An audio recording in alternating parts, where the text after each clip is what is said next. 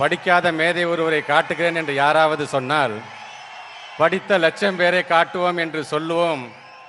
முன்னவர்கள் சொன்னது என்பது எங்கே நாமெல்லாம் படித்துவிட போகின்றோமோ என்கின்ற சூழ்ச்சி வார்த்தைகள் என்று இன்றைய இளைய சமுதாயத்துக்கு எச்சரிக்கை விடுவது மட்டுமல்ல, அவர்களுக்கான எல்லோருக்கும் எல்லாம் என்கின்ற கல்வி புரட்சியை நடத்தி கொண்டிருக்கின்ற வாழும் நீதி கட்சி தலைவர் நமது மாண்புமிகு தமிழ்நாட்டுடைய முதலமைச்சர் அவர்களை வணங்குகின்றேன். பல பேர் வாழ்க்கையை ஏற்றிய முத்தமிழர் கலைஞருடைய வாரிசு இன்றைக்கு கொடியேற்றி இந்த மாநாட்டில் கலந்து கொண்டிருக்கின்றார். அவருக்கும் என்னுடைய வணக்கங்கள். தொடர்ந்து உரையாற்றி இருக்கின்ற ஒவ்வொருவரும் இங்கே பல தலைப்புகளை பேசியிருக்கிறார் என்று சொல்லும் பொழுது, தலைப்புகளுக்கெல்லாம் தலைப்பு என்னுடைய தலைப்பு என்று நான் பெருமையோடு எடுத்து சொல்வேன்.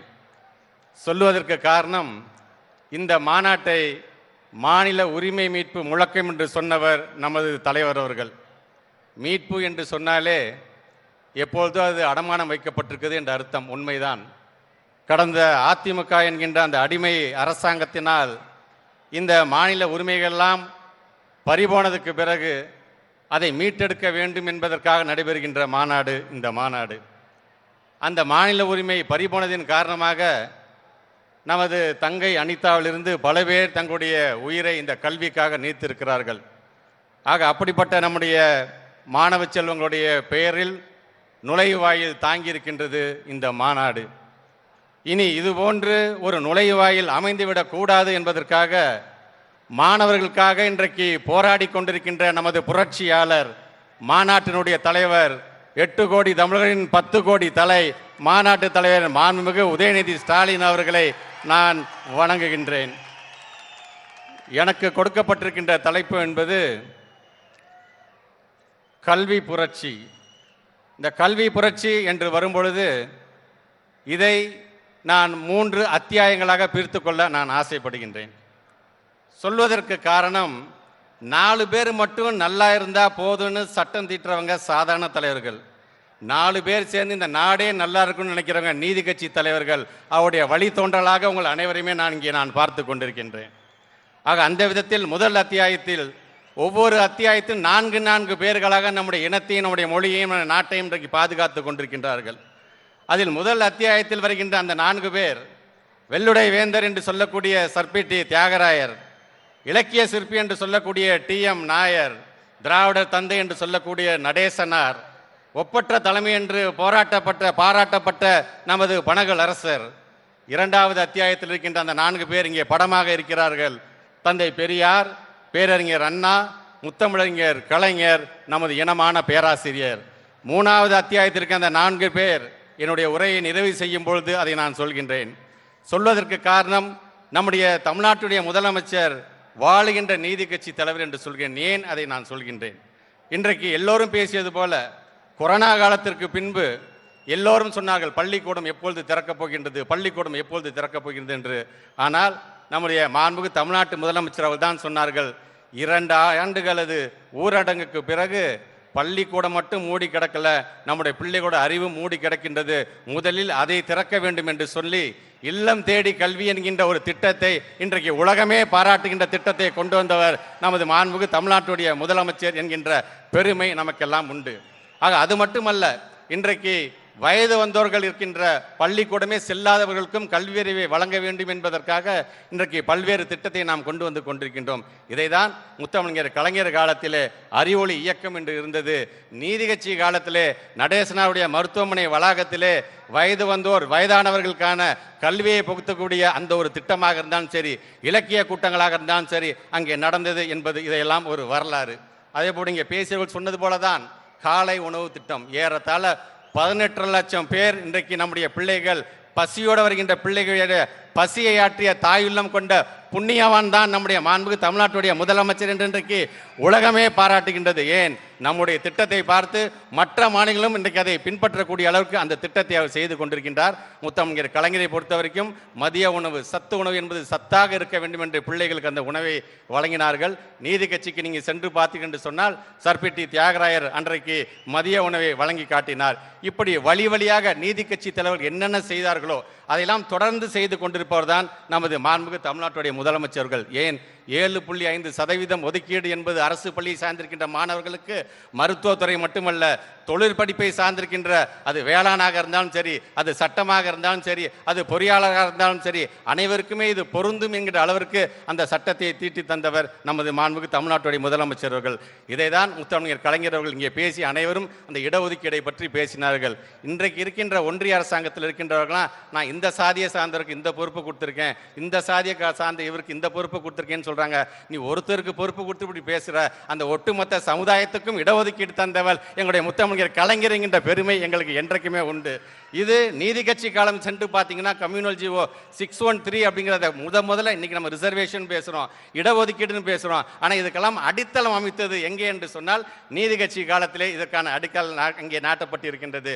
இது மட்டுமல்லாமல் இன்றைக்கு உயர்கல்வி நிறுவனங்களில் பிரீமியம் இன்ஸ்டிடியூஷனில் சேரக்கூடிய பிள்ளைகளோட எண்ணிக்கையாக இருந்தாலும் சரி, நான் முதல்வன் திட்டமாக இருந்தாலும் சரி, புதுமை பெண்ணாக இருந்தாலும் சரி, இன்றைக்கு இதெல்லாம் சேர்ந்து இன்றைக்கு உயர்கல்வியில் சேரக்கூடியவருடைய அளவு கிராஸ் என்ரோல்மெண்ட் ரேஷியோ என்று சொல்கிறோமே 51.4% அதிகமாக இருக்கின்றது. ஒன்றிய அரசு இப்போதான் சொல்றான் 2030 நம்ம 50 தாண்ட வேண்டுங்கிறான். நாங்கள் தாண்டி 2 வருஷம் ஆச்சு அப்படிங்கிற பெருமை என்னைக்குமே நமக்கு உண்டு. இதை சொல்வதற்கு காரணம் இதற்கென்று நம்முடைய முத்தமிழர் கலைஞர் செய்தது.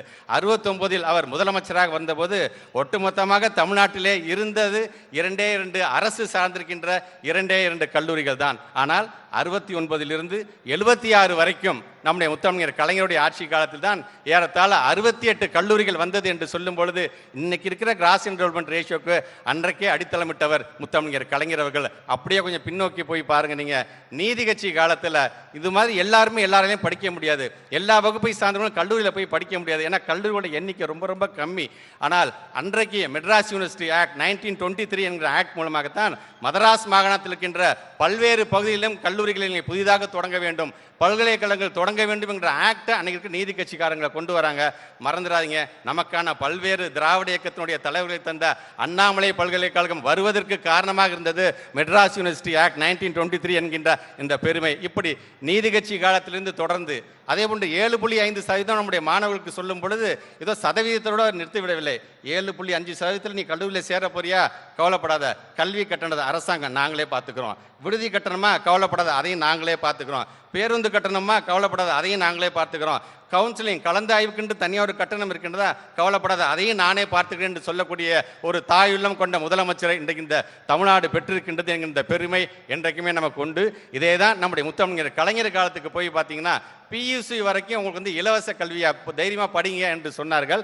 அது மட்டுமல்ல, தாழ்த்தப்பட்ட சமுதாயத்தை சார்ந்தவனா 10ஆம் வகுப்பு தேர்வுக்கு உனக்கு கட்டணம் ஃப்ரீ, நீ போய் எழுது அப்படின்னு சொன்னதாக இருந்தாலும் சரி, தமிழ் வழியிலேயே கல்வி படிச்சா கவலைப்படாத, அரசு உத்தியோகத்தில் உனக்கு 20% உனக்கு நான் தரேன் என்று தந்தவர் முத்தமிழர் கலைஞர் அவர்கள். ஆக இதே போன்றுதான் அதே போன்று நீதி கட்சி காலத்திலிருந்து இப்படி தொடர்ந்து நம்முடைய இனத்தை, நம்முடைய மொழியை இன்றைக்கு தூக்கி பிடிக்கக்கூடிய ஒரு இயக்கமாக நீதி கட்சியிலிருந்து இன்றைக்கு திராவிட முன்னேற்ற கழகம் வரைக்கும் நாம் வந்திருக்கிறதுக்கு என்று சொன்னால் அதுதான் நாம் இருக்கின்ற இந்த இயக்கத்தில் நாம் இருக்கின்றோம் என்கின்ற அந்த பெருமை. அது மட்டுமல்ல, இன்னைக்கு NEP பற்றி பேசுகிறோம், நியூ எஜுகேஷன் பாலிசி. என்ன பண்ணுறாங்க, இருமொழி கொள்கைக்கு வேட்டு வைக்க பார்க்குறாங்க. பிள்ளைங்களுக்கு எப்படி ராஜாஜி காலத்து அந்த குலக்கல்வி என்று கொண்டு வர முடியும், கொண்டு வர போகிறோம், ஒரு உத்தேசம் இருக்குது என்று சொன்ன பொழுது தந்தை பெரியார், பேரறிஞர் அண்ணா, முத்தமிழர் கலைஞர் இவங்கெல்லாம் சேர்ந்து ஒரு ஆர்ப்பாட்டம் செஞ்சதுக்குன்னா அதை எப்படி கைவிட்டார்களோ அதே போன்ற ஒரு வழியில் தான் இன்றைக்கு NEP என்கின்ற வகையில் அதையும் கொண்டு வருவதற்கான அந்த பணியில் அவங்க ஈடுபட்டு இருக்காங்க. ஆக அன்றைக்கு எப்படி நம்ம நீதி கட்சி தலைவர்கள் இதெல்லாம் எதிர்த்தார்களோ, எப்படி நம்முடைய முத்தமிழர் கலைஞர் அதை எதிர்த்தாரோ, இன்றைக்கும் நம்முடைய தமிழ்நாட்டுடைய முதலமைச்சர் அவர்கள் எங்களுடைய ஸ்டேட் எஜுகேஷன் பாலிசி இருக்கு, என் பிள்ளைக்கு என்னுடைய பண்பாட்டு இருக்கு, என் கலாச்சாரத்துக்கு என்ன கல்வி கொடுக்கணும் அது எங்களுக்கு தெரியும், நீ எனக்கு சொல்லாத என்று சொல்லக்கூடிய ஒரு முதலமைச்சரை இன்றைக்கு நம்முடைய தமிழ்நாடு பெற்றிருக்கின்றது. இன்னும் இது போன்று தொடர்ந்து 7.5% 7.5 கோடி ரூபாய் நிலத்தை தந்திருக்கின்ற பூர்ண அம்மாள் வரைக்கும் இன்றைக்கு கொண்டாடக்கூடிய ஒரு தமிழ்நாடு அரசு தான் நம்முடைய அரசு என்கின்ற பெருமை நம் ஒவ்வொருவருக்குமே உண்டு. ஆக அந்த வகையில் மக்களாட்சியின் மூலமாக பொறுப்புக்கு வந்த பிறகு ஒரு மக்கள் பிரதிநிதி எப்படி நடந்து கொள்ள வேண்டும் என்பதற்கு முதல் ஆளாக இருப்பவர் நம்முடைய தமிழ்நாட்டுடைய முதலமைச்சர்கள். ஆனால் அதே சமயத்தில் நான் எச்சரிக்கையோடு நான் சொல்கின்றேன், மக்களாட்சியின் மூலமாக பதவிக்கு வந்து ஆடாத ஆட்டமெல்லாம் ஆடுகின்ற ஒன்றிய அரசாங்கத்தினுடைய ஆட்சியாளர்களுக்கு அண்ணா மொழியில் அண்ணா வழியில் சொல்ல வேண்டும் என்று சொன்னால், தங்கத்தால் கோட்டை கட்டி வைரமிழைத்த வாயில் அமைத்து கோட்டையை சுற்றி நீங்கள் ஆத்திக்கம் என்கின்ற ஆழியை அமைத்து அதிலே மத குருமார்கள் என்கின்ற முதலையை வளர்த்து கோட்டையின் மீது பரம்பரை என்கின்ற அந்த கொடிமரம் நாட்டி அதிலே படோடபம் என்கின்ற கொடியை பறக்க விட்டு பார்ப்போர் கண்கூச பளபளப்பும் கேட்கோர் செவி குடைய அட்டகாசமும் செய்த கொடுங்கோலன்கள் எல்லாம் பகல் பட்டினிகளால் பஞ்சை பணாதைகளால் நொன்ன உள்ளெடுத்தால் தாக்குண்டு தகர்ந்து தரை மீது சிதறி சிதறி வீழ்ந்து மண்மேடுகள் ஆனதெல்லாம் புராணமல்ல, வரலாறு. அந்த வரலாற்றினை நடைபெற இருக்கின்ற நாடாளுமன்ற தேர்தலில் இந்த இந்திய கூட்டணியை வழிநடத்தி கொண்டிருக்கின்ற மாண்புமிகு தமிழ்நாட்டு முதலமைச்சர்கள் படைப்பார்கள். எங்களுடைய இயக்க தலைவர் அவர்களே, இந்திய கூட்டணியில் நீங்க யாரை கை காட்டுகிறீங்களோ அவங்க தான் அடுத்த முதல்வருங்கிறாங்க. ஆனா இன்னைக்கு ஒட்டுமொத்த இந்தியாவும் தலைவரே நம்பர் 1 முதலமைச்சர் அவர்களே உங்களை நீட்டி கை நாட்டுகிறது. அப்படி வாய்ப்பு வந்தால் தயவு செய்து தட்ட வேண்டாம், அதையும் ஒரு கை பார்ப்போம். ஒட்டுமொத்த உலக அரங்கில் நம்முடைய இந்தியாவை முதலிடத்துக்கு கொண்டு வருவதற்கு நாம் போராடுவோம். அப்படி நீங்கள் போகும் பொழுது இங்கே நீங்கள் வகுத்து தந்த அந்த பாதை, இங்கே நீங்கள் வகுத்து தந்த திட்டம் மூலமாக அதை அடுத்த கட்டத்துக்கு கொண்டு செல்வதற்கு எங்களது மாநாட்டினுடைய தலைவர், இளைஞரணி செயலாளர், மாண்புமிகு அமைச்சர் உதயநிதி ஸ்டாலின் இருக்கின்றார் என்கின்ற அந்த நம்பிக்கை எங்களுக்கு என்றைக்குமே உண்டு. ஆக அந்த வகையிலே 3வது அத்தியாயத்தில் இருக்கின்ற 4 பேர், நம்பர் 1 நமது மாண்புமிகு தமிழ்நாட்டுடைய முதலமைச்சர், நம்பர் 2 திராவிட முன்னேற்ற கழகம் என்கிற நமது தாய் கழகம், நம்பர் 3 எங்களுடைய மாநாட்டுடைய தலைவர் இளைஞரணி செயலாளர், நம்பர் 4 சார்பு அணிகளாக இருந்தாலும் சாதனை படைக்கின்ற எங்கள் இளைஞருடைய தம்பிகள். நீங்கள் ஒவ்வொருவரும் தான் அந்த 4 பேரில் ஒருவர்.